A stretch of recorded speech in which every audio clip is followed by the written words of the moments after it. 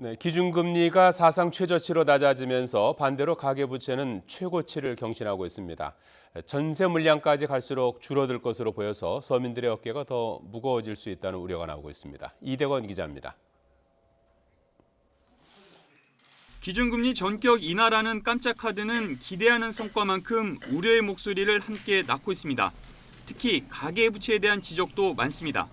이주열 한국은행 총재는 가계부채도 고려하긴 했지만 고려 요소 가운데 최우선은 아니라는 점을 명확히 했습니다.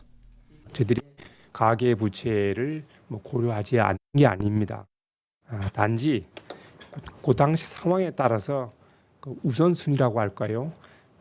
좀 웨이트가 조금씩은 좀 판단할 때 달라질 수는 있겠습니다.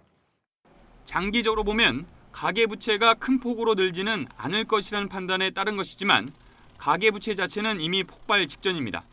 지난 3월 기준으로 가계부채는 1223조 원을 넘어 사상 최대치를 경신했습니다. 관리 사각지대에 놓인 아파트 집단대출과 제2금융권 대출이 크게 늘어난 결과입니다. 금리 인하 발표 직후 금융당국이 여신관리를 강화하겠다고 나선 것도 이런 위험 때문입니다. 게다가 구조조정 과정에서 대량 실업으로 소득과 소비가 함께 줄어들 경우 의도대로 가계부채를 억제할 수 있을지는 장담하지 못하는 상황입니다. 결국 원활한 구조조정을 뒷받침할 금리 인하의 효과가 거꾸로 작용할 수 있다는 겁니다. 이번 기준금리 인하로 인해 집 없는 사람들의 전세금 부담도 더욱 커질 것으로 보입니다.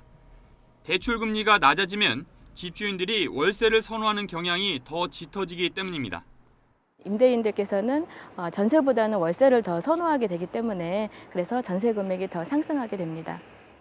따라서 기준금리 인하 효과 이후 후속적인 정책의 뒷받침 여부가 금리 인하의 부작용을 줄일 수 있는 관건이 될 것으로 보입니다. YTN 이다운입니다.